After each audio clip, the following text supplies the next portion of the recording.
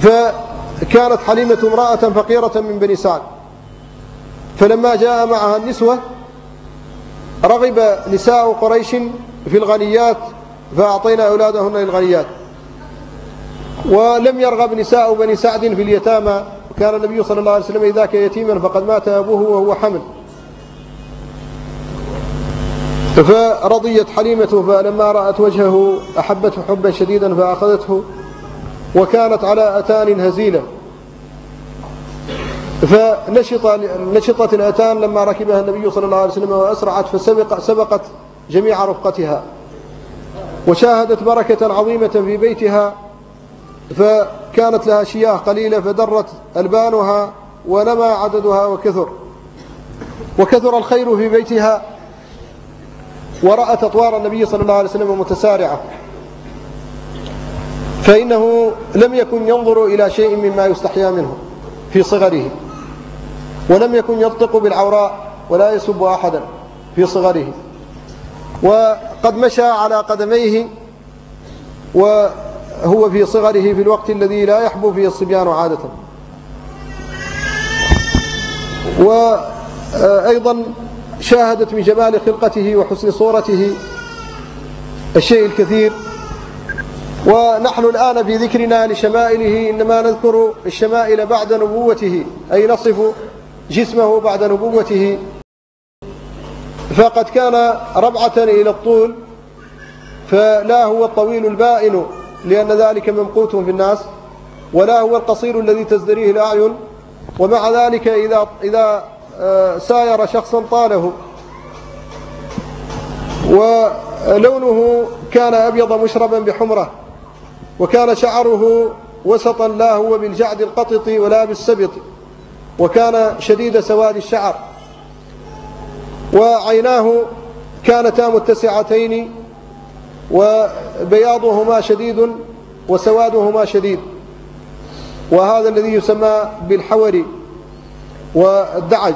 الحور اتساع العين، والدعج شدة بياض البياض وشدة سواد السواد. وحاجباه كانا كالنونين، وكانا مخطوطين خلقة، وكان أكحل العينين أكحل الأشفار، كأنه تكحل وما به من كحل. وكان صلى الله عليه وسلم واسع الجبهة مستديرها، وبين عينيه عرق يدره الغضب، وكان في جبهته أسارير كأنها سطور، وهذه الأسارير تبرق أن يخرج منها النور. وقد قالت له عائشة رضي الله عنها: بأبي أنت وأمي لأنت أحق بقول أبي كبير، وإذا نظرت إلى أسرة وجهه لمعت كبرق العارض المتهلل. وكان الصحابة يشبهون وجهه بفلقة القمر أو بالشمس في رابعة النهار. وكان كث اللحية، وقد توفاه الله وما فيه من الشيب إلا ما دون 20 شعرات تعد، وأكثر ما كان فيه من الشيب شعرات في عارضيه، وكانت شديدة البياض مع الشعر الأسود الشديد السواد الفاحم. وكان شعره كثيفا، فكان في البداية يفرقه أي يجعله نصفين يسرحه حتى يستر شحمتي أذنيه، ثم بعد ذلك سدله أي أرسله إلى الوراء. قد سدل النبي ثم فرق، والسدل جائز وفرق ينتقى. وكان صلى الله عليه وسلم حسن الوجنتين تشبهان بالزهر الأحمر في غب المطر. وكان أقنى الأنف، فأنفه رقيق مرتفع، وكان يلوح من مارنه ومن أعلاه نور يشهده الإنسان. وكان جميل الطرة أي طرف الشارب، وكان ينهك شاربه أي يحفه حفا شديدا. وإذا ابتسم يرى البرق من فمه، وأسنانه لونها كلون الثلج في أول نزوله. ورائحة فمه أحسن من رائحة المسك، وتشم تلك الرائحة في كل أمر بصق فيه في بصاقه، إذا بصق شم من بصاقه رائحة المسك، وتزداد نكهته طيبا في أثر النوم وفي آخر الليل. وكان محبا للسواك، وكان يستاك في كل أوقاته، إذا دخل بيته أول ما يبدأ به السواك، وإذا حان وقت الصلاة بدأ وضوءه بالسواك لشدة نظافته. وكانت رقبته كرقبة الدمية، وتشبه أيضا بالفضة الصافية. وكان متسع المنكبين، وكان ضخم الكراديس أي مفاصله ضخمة كبيرة، وهذا يدل على قوته. وكان طويل اليدين، وكان لين الراحتين شديد بردهما، فإذا وضع يده على صدر إنسان حس ببردها في كتفيه. وكذلك البرد أيضا في بياض رجليه. فعن علي رضي الله عنه أن النبي صلى الله عليه وسلم حين زاره وفاطمة في بيتهما أسند ظهره إلى بطن فاطمة وجعل بياض رجليه في بطن علي، قال: فأحسست بردهما في ظهري.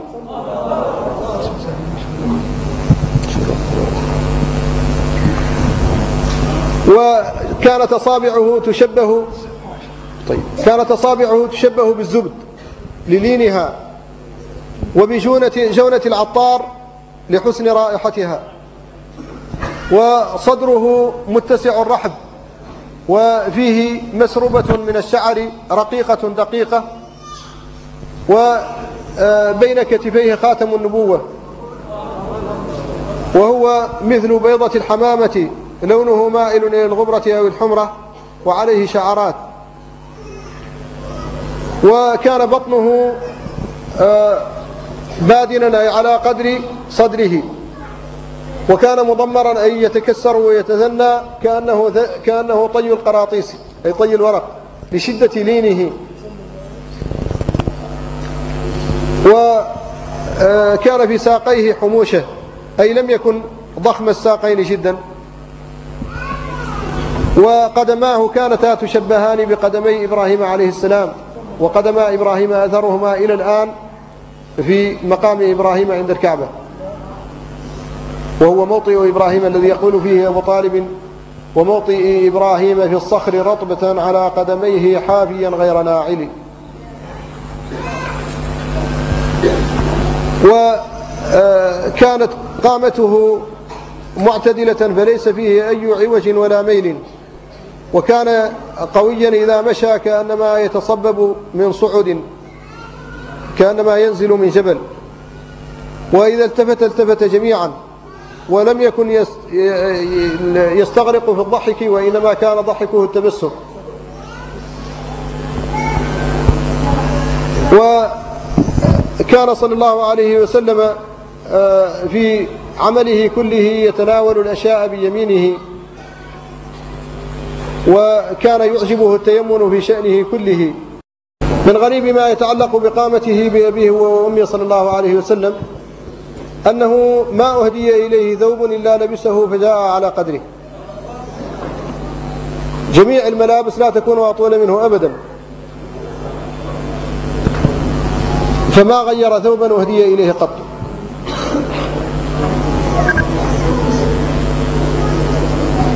وكان لباسه على المعهود لدى العرب، فيلبس الرداء والإزار، وهذا لباس إبراهيم عليه السلام. فالرداء ما يستر به الرجل أعلاه، والإزار ما يستر به الرجل أسفله. وكان يلبس العمائم، وكان أيضا يلبس البردة، وبالأخص الحبرة التي تأتي من اليمن، ويحب الأبيض من الثياب. ويلبس النعلين السبتيتين أي اللتين من جلد وقد زال شعرهما أو زيل شعرهما. ونعلاه وصفتا وصفا دقيقا، وقد نظم العراقي بعض صفة عليه في ألفيته في السيرة، يقول فيها: ونعله الكريمة المصونة طوبى لمن مس بها جبينه، لها قبالان بسير وهما سبتيتان سبتوا شعرهما، وطولها شبر وإصبعان، وعرضها مما يلي الكعبان 7 أصابع ونصف القدم 6 وفوق ذاك 5 فاعلمي. ورأسها محدد وعرض ما بين القبالين إصبعان اضبطهما. فوصف النعل حتى كأنك تراه، وحدده تحديدا كاملا طولا وعرضا بكل ما ورد فيه من الوصف. وأما ما يتعلق بشمائله الخلقية فقد ضاق الوقت عنها، وأنتم تعلمون أن الله سبحانه وتعالى أثنى على خلقه فبين أن خلقه الرحمة، فقال فبما رحمة من الله لنت لهم ولو كنت فظا غليظ القلب لانفضوا من حولك فاعف عنهم واستغفر لهم وشاورهم في الأمر. وبين الله حسن أدبه، وقد قال النبي صلى الله عليه وسلم أدبني ربي فأحسن تأديبي. وقال الله فيه وإنك لعلى خلق عظيم. وقد عرف ذلك منه بالجود والكرم والسخاء وحسن الخلق والتواضع وخدمة الناس ورحمتهم، وبالحلم والشجاعة والثبات، وكذلك بالصدق والأمانة. وقد عرف بذلك حتى في الجاهلية، حتى إن هرقل لما سأل أبا سفيان عنه هل كنتم تتهمونه بالكذب قبل أن يقول ما قال؟ فقال لا.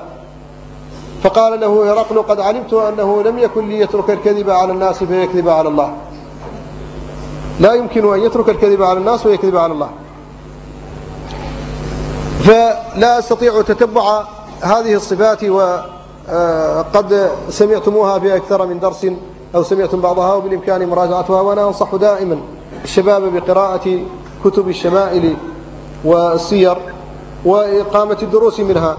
فبالإمكان أن يكون كل واحد من الشباب له كتاب الشفاء مثلا يقرأ منه يوميا بعد إحدى الصلوات في مسجد حيه أو في مسجد من المساجد من كتاب الشفاء للقاضي عياض. والعهدة ليست عليه، حتى ما يقرأه من الأحاديث الضعيفة والموضوعة ليست العهدة على القارئ، لأنه سينسبها إلى القاضي عياض وهو المؤلف، وعياض ينسبها إلى من ذكرها. وهكذا كتاب الشمائل لأبي عيسى الترمذي، وكتاب الشمائل لأبي الفداء إسماعيل بن كثير، وغير ذلك من الكتب المختصة بالشمائل، والكتب المختصرة في السير مثل كتاب الدمياطي وكتاب الحافظ أبي عمر يوسف بن عبد الله بن عبد البر، وغيرهما من الكتب المختصرة في السيرة، وبالأخص كتب أهل الحديث. فقراءة الشباب لها في المساجد من المهمات، ويزيدهم ذلك محبة للنبي صلى الله عليه وسلم وأجرا وخيرا. نسأل الله أن يوفق الجميع، وأن يزيدنا حبا لله ورسوله، وأن يجعل ما نقوله ونسمعه حجة لنا لا علينا. اللهم صل